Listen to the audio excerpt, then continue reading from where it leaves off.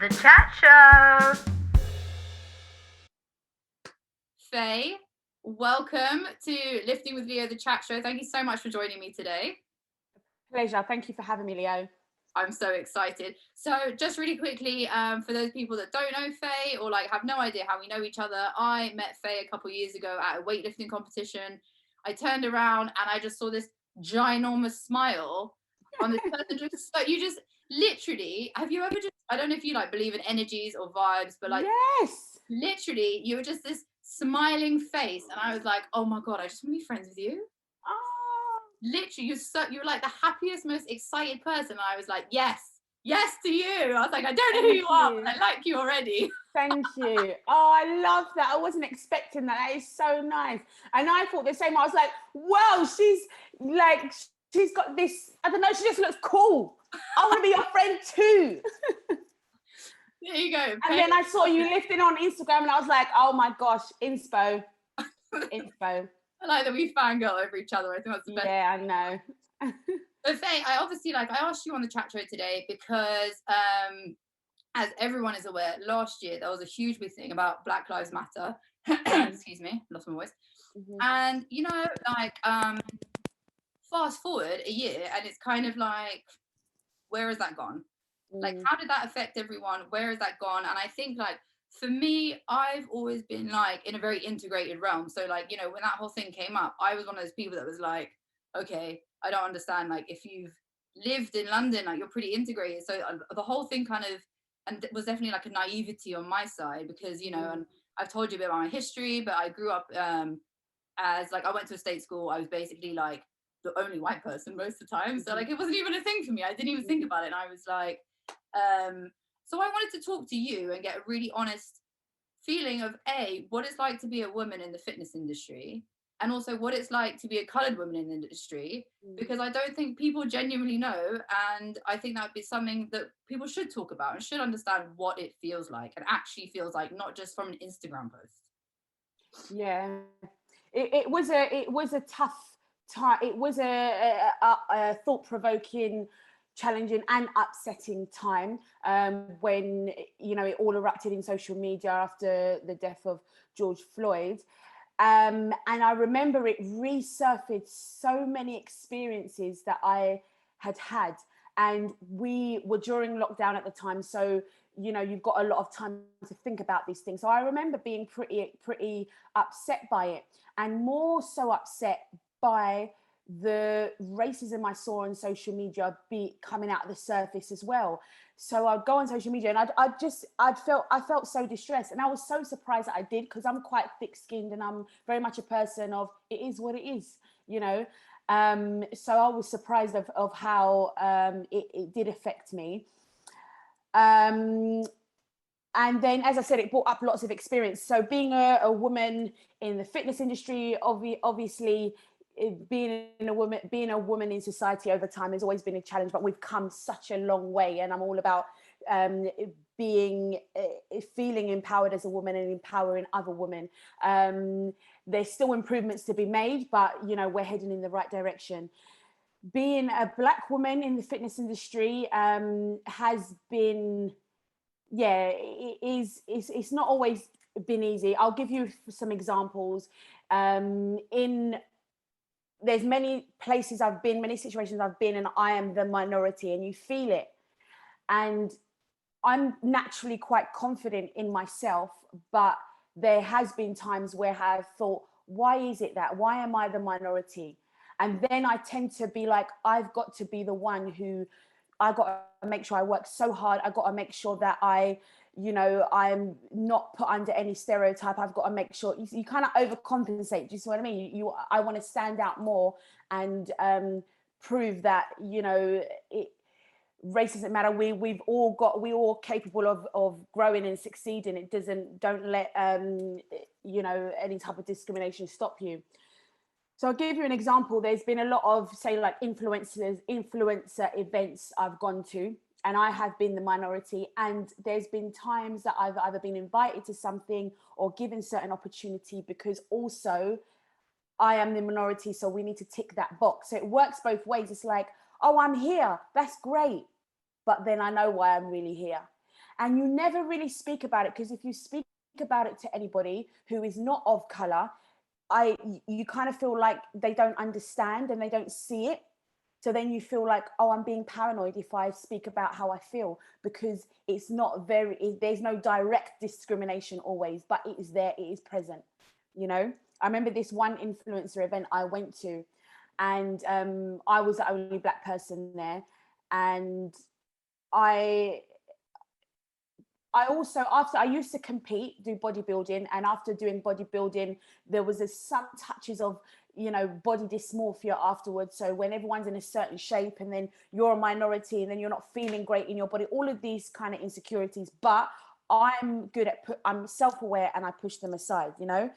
But anyway, there was this photographer and he was going around taking pictures of all of us, and there was these two blonde girls, really beautiful blonde girls, that I was actually talking to at the time. So we're having conversations, he's coming around with the camera all natural, and then he went like this with the three of us, and then he literally said, can I just have those two, please?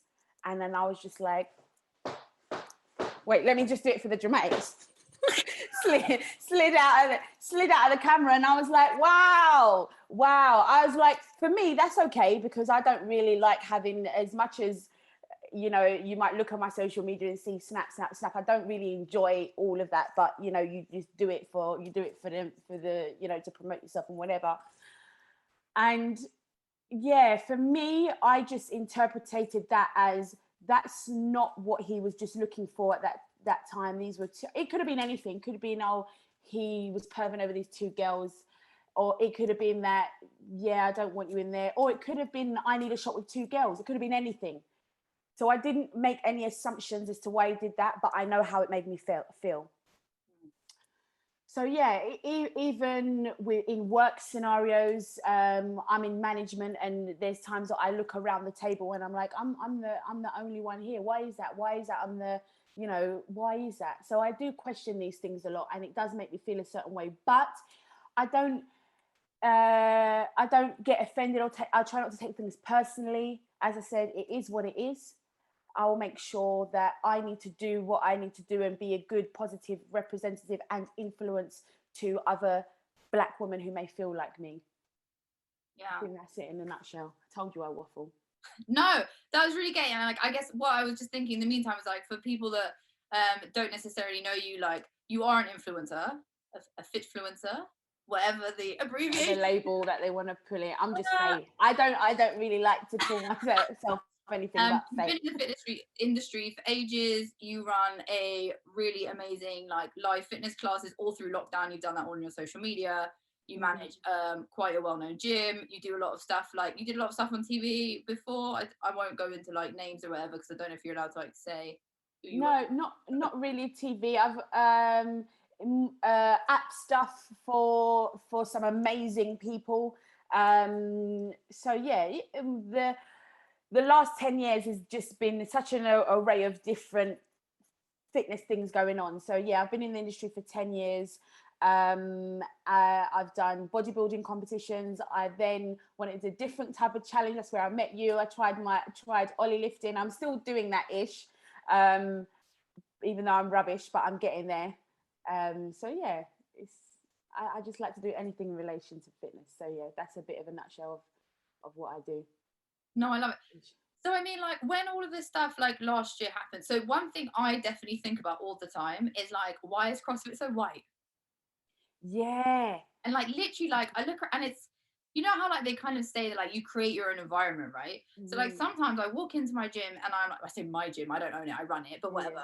And I think, you know, I was like, I'm a very inclusive person, right? And I was like, why is it that we don't have very many women? I was doing pretty well with the girl squad for a little bit.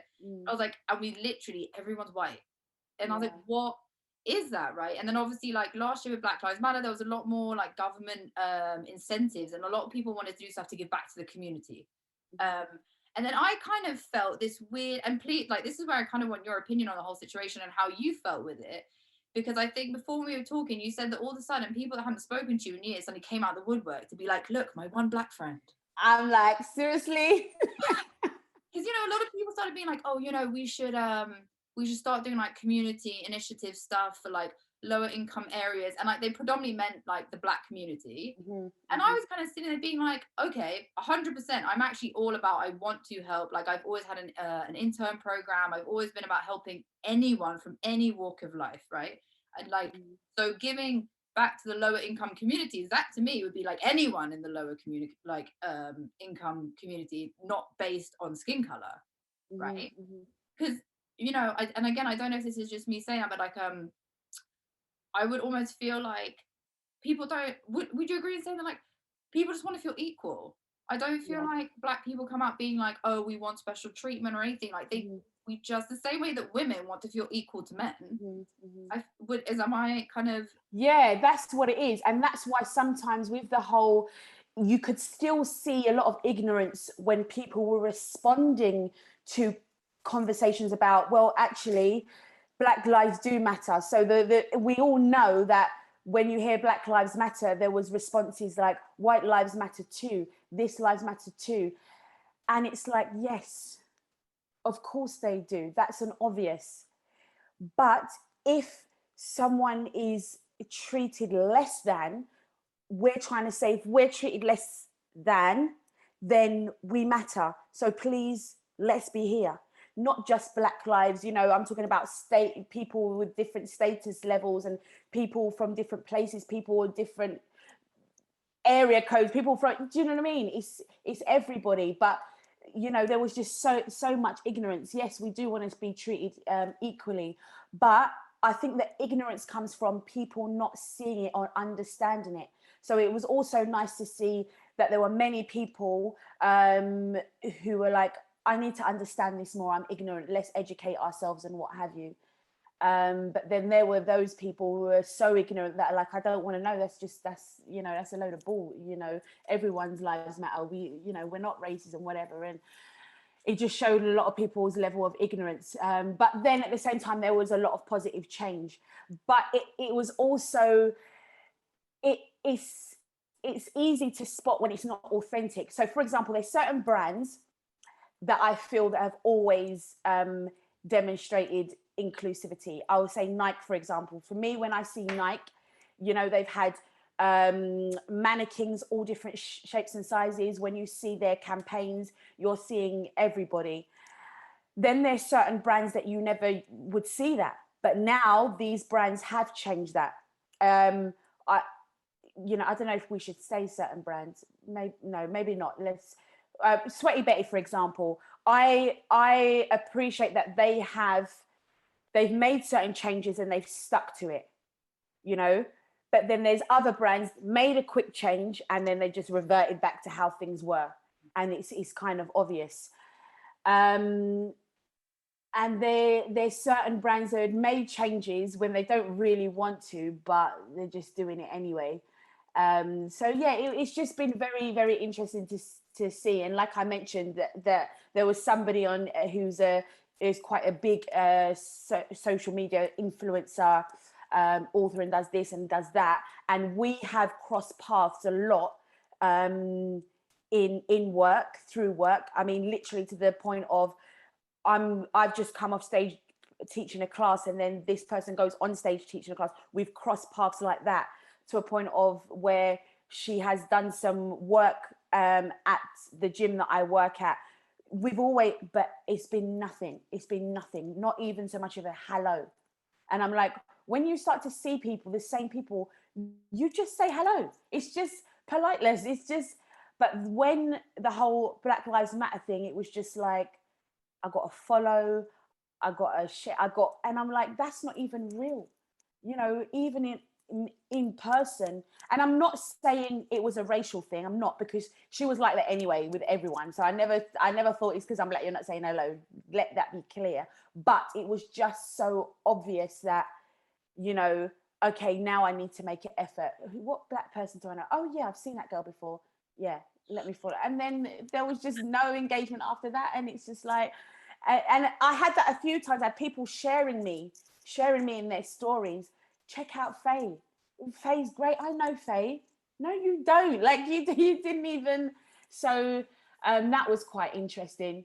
That's not what I expect. I affect you to maybe go out and educate yourself, find out more, find out what, see how you can authentically help. You don't have to show it to everybody. You could be doing your thing quietly. You don't have to prove anything that you are an inclusive person.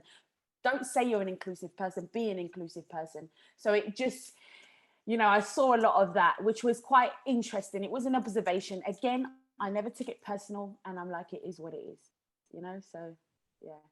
It was an I think you interesting have a really good like outlook on it, because I think a lot of people went the other way, which obviously for like those, it's such a weird, I think it's such a weird thing, because like I think you have a really great mentality towards it, and then I think some other people kind of took that as a way of being like, yeah, like everyone is against us, everyone is a racist. But I mean, like, look, I'm not trying to like, if you look at many situations that have come up in the last year, I think people have gone like extremes, like one way or the other, right? Like no one's ever just like comfortably sat in the middle. And I feel like if you have sat in the middle, people are like, well, you don't give a shit. And like, and it's like, well, actually, maybe I just wasn't so ignorant to it in the first place. Yeah. Why do I have to suddenly be like you said, like promoting on my back friends and being like, hey, I know ethnicities. It's like, okay. But so have you ever had any experiences where like you have been like, you've had to try harder in the fitness industry because of your skin color, where you've actively known that it was because of what you look like? I haven't deliberately tried harder because of that. That's just my ethos anyway. It's just more of I'm aware. It's more I'm just aware. So I mean, I suppose, how do I answer it? I'm motivated to, because I know I'm a minority. I'm motivated to be that person present and not shy away, because there's some certain communities like CrossFit communities, like, going to CrossFit gyms, or, having my PT session in a CrossFit gym, it has felt quite intimidating, and I'm just aware of that, and I just make a conscious effort to, even though I'm a minority, still be present there, still go to that place, still, it doesn't matter. I do feel sometimes excluded, but I make myself included. Does that make sense? Like, yeah, 100%. I don't know if I answered that directly. I kind of just went around the house, but no, I 100% get you. So like you say that like sometimes it's an intimidating, and again, like if this is too personal, feel free to like shut me down at any point. But when you say it's intimidating, is it just so like, for example, as a girl, like I was really into martial arts, and I found that like most like MMA gyms are just it's just full of penises, basically. It's just like a cock fest. So like as a 5'4" girl walking in there, generally on the inside, I'm like, oh my God. But I'm like, whatever, like I want to hit something, so I'm just going to be here and go over myself. So do you think that like when you say it's intimidating, like is it a visual thing, because like is it like because people don't look like you, that is like is part of it, or is it just maybe that kind of same anxiety that like I get because like I'm a girl walking into an environment that is predominantly male? Well, actually, I think just reflecting back, I did probably use the wrong word. It's not that it's intimidating so much. I'd be intimidated. What that example that you've given, like being in the gym and that's intimidating. It's not so much intimidating. It's more, is it? Oh, I'm sticking out like a sore. I'm the minority. Am I accepted? Do I need to be? Am I judged? Am I judged? Am I an angry black girl with an attitude? That's how it is sometimes. That's the reality. But exactly like what you said, it's very much like I'm aware of those feelings and thoughts. I'm a minority, but I'm like, I'm here. I'm still present. I'm not going to change for anybody, and I will be that minority. If, for example, it's even I've seen it sometimes.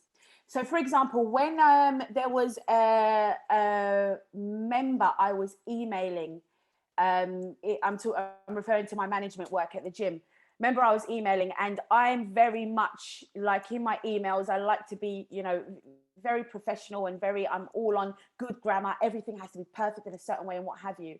So I know this sounds so funny, but it's true because people have proved it to me. I know my emails may not necessarily look like my face.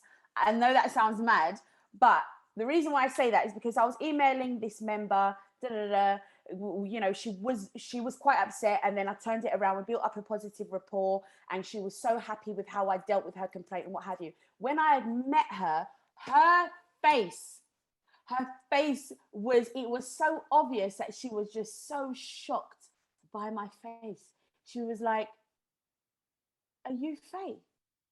And she couldn't even hide it. And I don't take that as an insult. In fact, I took that as a compliment. I thought, well, you had your own perceptions of what a manager may look like, of what someone, you know, and we all do that naturally, by the way. If we were on a blind date, or if we had never met somebody, and we're having conversation, we create a picture, don't we?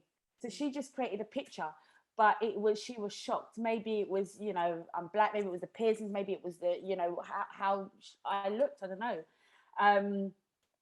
So yeah, it's funny how people have certain expectations. So because of things like that, I sometimes expect that people will expect me to behave a certain way.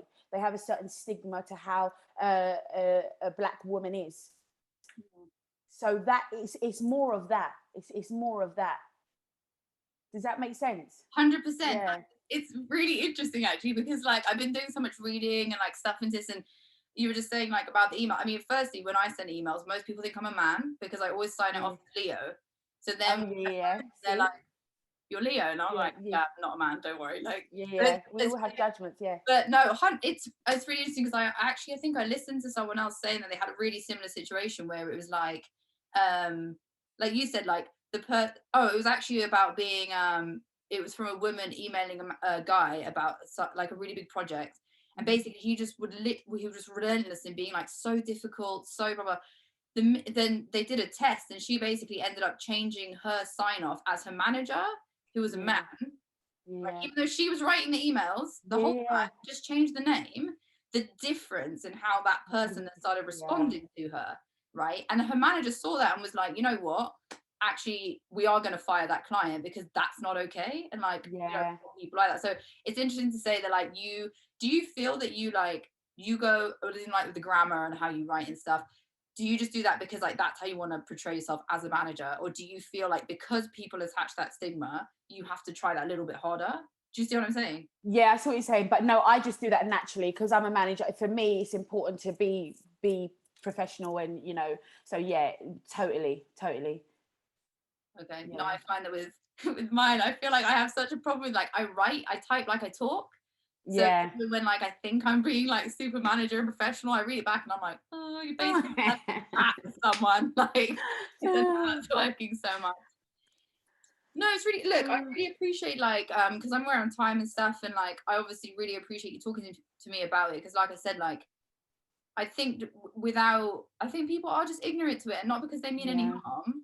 Because like they do not understand what that might feel like. So like I would, other than being a girl, right, and going into like the MMA gym or whatever, I only have my own experiences as a woman in the fitness industry. But I do wonder all the time, like why it is that CrossFit gyms are so white, but then go to like powerlifting gyms. So like I don't know if you've ever been to like Bethnal Green. But built differently. No, Bethnal Green powerlifting. No, it's just Bethnal Green. Yeah, I actually was going to go there to do a weightlifting session, but the PT didn't get back to me. Anyway, that's another story. Yeah, anyway. It's amazing. It's literally. Yeah, I wanted to go there. Yeah, I've seen like loads of. You walk in, and the first 2/3 of the gym are just like strength training, just pure powerlifting. And honestly, that whole section when I was there was maybe one white person. Weightlifting, like the Ollie lifting bit, all white people. Yeah. Powerlifting was all black people. And I was like, that's really interesting. And I was like, is like why and again, I may have to just interview loads of people to actually like culminate this like survey going. I'm like, is it just that like CrossFit just isn't really that appealing? Like it's such a weird it is interesting. Is it just that like CrossFit is full of like white people, like middle class white people that like spending a whole bunch of money on their shoes? Like what, like, you know what I just don't understand. I think it's a bit of everything. It's a bit of everything. It's a I think it's also it's a cultural thing, and by what I mean cultural thing, like what do you know? What do, let's be blunt, what do black people do in training? Like what do they do? If you go to the Caribbean, what have you? People do, go to the gym, do weights that you would never see CrossFit in the Caribbean. I just don't know. It's just, I'm not really answering it, but it's just I don't know. That's just the way it is, and where are CrossFit gyms located? But then you think they're in the middle of London. Why? Or is it a status thing? Is it the cost of a CrossFit gym? People, there's certain minorities that won't go. I don't know. I didn't. I thought I could, kind of answer the reason why, but because like like in the US actually there's way more integrated. Yeah. Which again, and and actually I think it was like Athlena Boone, like she did an interview and she was saying that the first gym she trained at for a while, she was there for like 4 years, and she was like, in those 4 years she's like, it was basically me and one other black person. And she goes, after a while, like I just got really bored of not seeing anyone else that looked like me, and I ended up going back to the Spit and Sawdust gym. And I was like, well, that's an interesting concept too, because if it's just being bored of not seeing people that, like, I don't understand what that feels like to feel so strongly about not wanting to be somewhere because people don't look like you. Because on the flip side, I'm covered in tattoos and I never see anyone that looks like me. Like, really. Yeah. And I just don't even like think about it. Yeah. But people treat me differently, right? Because I'm covered in tattoos, and like generally most people think I'm like on crack or have had some kind of like drug history, because why else would you have this many tattoos, right? And like people make have some troubled past, right? Like, yeah. And again, I'm not trying to say that like the two are similar. I can only say from my own experience in that one. So when she did that interview, I was like, that is a really interesting side to it that I don't understand. And like, would you say that has that ever affected you? Have you ever wanted to just be? Is it just about feeling like you fit in, maybe? And I missed it. Yeah, I think it's a part of fitting in, and it's not about having everyone like me. Like, for example, there's different pockets of the fitness industry that I'm in. One of them is I do a lot of these fitness events and fitness retreats, and it's predominantly all black people, all of us. And the guy who runs it, one of my hugest mentors and inspirations, he's always, and I work alongside his team, he's always saying, all right, how can we open this up to make it, that everyone comes? We don't just have our own kind here. We do want white people coming and, Asian people coming, people from all different walks of life and ages and abilities. But I find that's just some things happen by default. People just draw into their communities naturally. That's what I think it is. If we started seeing more black people in CrossFit, more would be like, oh, what's my kind doing? I'm interested. You're like me. I can relate to you. So I trust that is a comfortable environment to be in. That will be part of people not going to certain places or going to certain things, going to the CrossFit scene, because so that's why I'm passionate about, let me be that one. If there's any place I want to go to and I'm the minority, don't ever allow it to put you off. Faye, you go there and you be the minority, because there might be people that wanting to try and go there too. So if I'm that representation, that will open the door. It might be forever that I'm the only one there, and eventually there might be just two minority people, who are black there, or ethnic minority, whatever. But eventually, hopefully, that can grow. But I think a big part of it is, it's just people naturally go to where they fit in, even if it's not deliberate. So the fitness retreats I'm talking about, there's just a lot of black people that go to these events because it's relatable. The owner is a Grenadian man, so people from who may be British but from Grenada be like, oh, I'm going to go to that. I know it's going to be the music that I'm used to or that I like and what have you. But we didn't deliberately want that to happen. We didn't deliberately just want it to be 90% black people. There are white people that go, but they are the minority.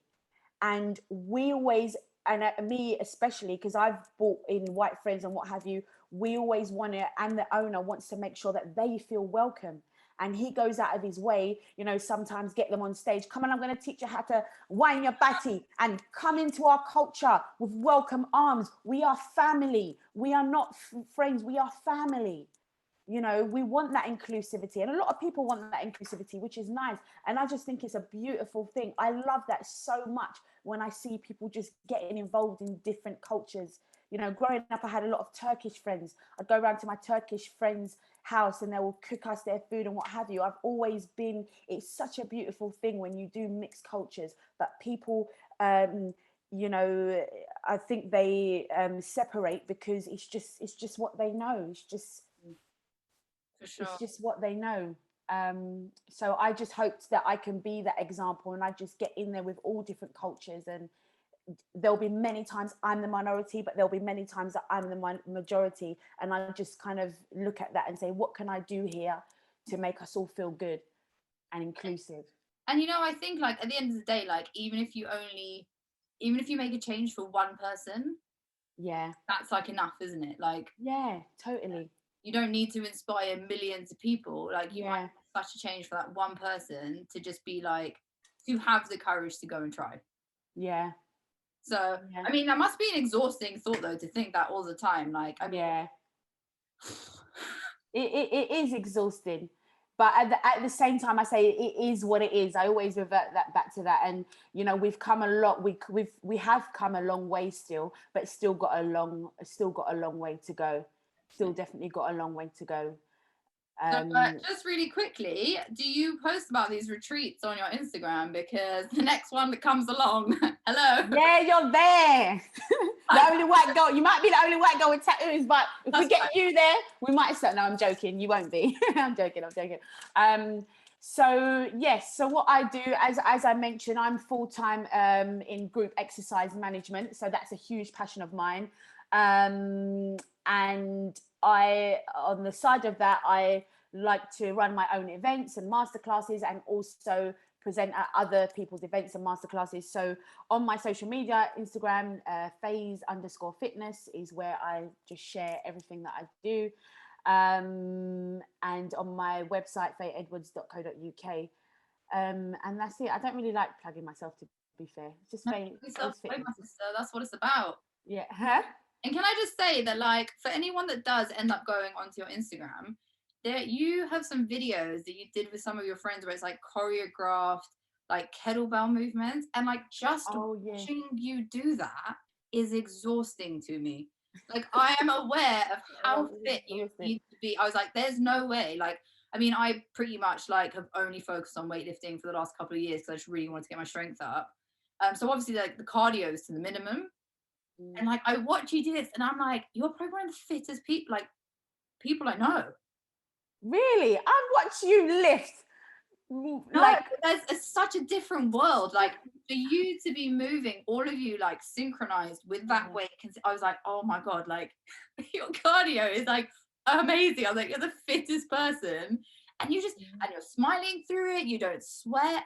Like, you're just still like, yes, guys, let's keep going. And I'm like, I would die. Like, I would literally, I feel like I would have to physically, I'd have to train to be able to train like that. I'd have to get in shape to be able to. No, I do. I'm not gonna lie. I do have a lot of energy, but at the same time, I will look at you and be like, "How can you snatch that weight above your head? Like, come on, how do you do that?" So it's just whatever we're used to, you know. To be fair, I think I just blame my like Eastern border genetics for just making me like short and stocky, closer to the ground than it. Short limbs. Yeah, but I'm short as well. Well, listen, once we reopen, you got to come have some lifting sessions together anyway, because it has been 100% too long. But listen, I know that you need to run, busy bee, but I just really want to thank you so much for taking the time. I will put all of your like social information in the little description box at the bottom, so if anyone wants to follow you, and see kind of like what you're up to, etc., it's going to be all there for you. But like, this is not an easy topic to talk about, and it's weird because there shouldn't be a stigma attached to talking about it. And like you said, like I think if you are genuinely interested and you mean well and you want to understand and educate yourself better, you should be able to have that conversation, and it shouldn't be awkward, and it shouldn't be like, oh my god, like I can't believe what you're saying. Exactly. So I do really appreciate you talking about it, because like I've approached some other people too, and it's such a weird one, like wanting to be truthful about your experience, right? Because you never know how people are going to take it, which is so stupid when you think about it, because it's like, this is who you are, this is how you experience your life. You're not saying it for anybody else. You're not saying like, this is how every Black woman feels in the fitness industry. It's like, this is my experience. And just be aware of it, in the same way that, like I said, like I've spoken to some other ladies as well, because I'm doing like a whole inspirational females kind of series. And same thing, I'm like, I just want to understand their experience of what it feels like, so maybe that one person can understand a little bit better that like you said, like not every Black woman is the stereotype that people think. Frozen. Oh, there you are. You're back. Yeah. No, I agree with what you're saying. I think we've got to remember that we can't make any change if we don't speak our truth. And there's many times I've felt uncomfortable just saying that little tiny experience. There's so many little, I mean, I didn't really get too deep in it today, but there's so many little experiences that have happened that I've never spoken about. And one thing going forward I learned from last year and all the BLM stuff is that, going forward, I am now going to challenge everything. I'm going to challenge everything. Like there was this one time, here I go now. There's this one time that we were, I won't say where or who, we were in an audition, running some auditions, and a senior member of management had said, there was this guy who did his audition and what have you, and his feedback was, when we were deliberating to see who was good or not, oh, he looks like he smokes weed though. And I'm just like, that is so specific. Why? What made you say that? Why did you specifically say that? And this boy, this young guy, he had afro, but he had it tied up in a bun. So yeah, but to be fair, he didn't, if he looked like your stereo, I would have still been offended. But if he had dreadlocks and look high like this and, come in like looking stoned, then fine. But he didn't. He performed well. He did what he had to do. He instructed well. And you're not accepting him because you think he smokes weed. And I was so pleased, me being the minority in the group of all of us management, I was actually pleased that everyone looked at him and was like, why would you say that? Why? And that's just our judgment. And I challenged it straight away because a member of HR was there anyway. And it was a bit like, what do you want me to do? And I'm like, I shouldn't have to say to you, right, that's been offensive. I want you to do A, B, and C. That's your job to do that. Challenge. Why are we challenge that unconscious bias? Challenge the judgment. Challenge how we give feedback and what we say. You are judging on image. I think you smoke weed. It's you can't say that about someone. So just little things like that. Where normally I wouldn't say anything, but I'm now going forward, when I see those little things, I'm going to challenge it. That's my intention, to try and make change, because it just could be just ignorance and stuff like that. Sometimes it's not even their fault. They don't mean anything by it. I'm not saying that person who said it was racist at all, but I'm just saying we make too much judgments from people, and that could be the one thing that stops someone getting a job because of the way they look. Yeah. I mean, also pretty like poor form on him for saying that in like a group setting. Maybe not like internalizing that kind of thought. But yeah, I mean, but it's such a, do you know what? Power to you, because again, and I hate to be that person that's like, as a girl, you're not taught to, from a young age, like you're not taught to raise confrontation. Right? So it's like, actually speaking your truth and standing up for yourself can be terrifying. So, I think it's incredibly empowering that you're saying that, like, that's the stance you took on it. Like, I think the older I get, the more aware I become of so many things, the more I'm now actually being like, challenging stuff as well, right? Yeah. And not just because of like my gender, but like, you know, challenging stuff in general, to be like, actually things are changing in the world. This isn't like the 1940s. So like, why are you still thinking that way? Yeah. And that's not just for myself, that's for like everyone around. And, you know, I think, like you said, like being that one person that kind of like fights back a little bit can have a huge knock-on effect, but finding the balls to actually say that in the first place can be terrifying. Yeah, it is. But I'm a true believer, it's not what you say, it's how you say it. Just deliver it with respect and just challenge someone's thinking. That's fine. Because, you know, again, there's been many times I've held back because I don't want to be that one. Why am I the one? Why am I the black one here making all that fuss about the, you know, I'm that, you know, and I'm passionate. How I talk, sometimes I have been told many a times, you know, it's either you're quite aggressive or you're very passionate. So if my fit jam energy is like, yeah, obviously if something I'm upset by, I'm going to have that same level of energy. And then sometimes people will be like, oh, it's a bit too much, a bit angry, a bit aggressive, you know. So then you have to kind of water yourself down. But that's okay. People don't listen to loud noise. People can't really receive loud noise anyway. So when you do challenge something, I'm making that intention, that conscious effort to where I'm going to challenge and confront, but I'll confront it in a way, you know, be diplomatic, not talk from too much emotion, and just make that provoke that person's thoughts and have a discussion. It's not an argument, it's not a confrontation and challenge. Why did you say that about me? Let's have a discussion and look at how we can be better at communicating and think and considering other people's.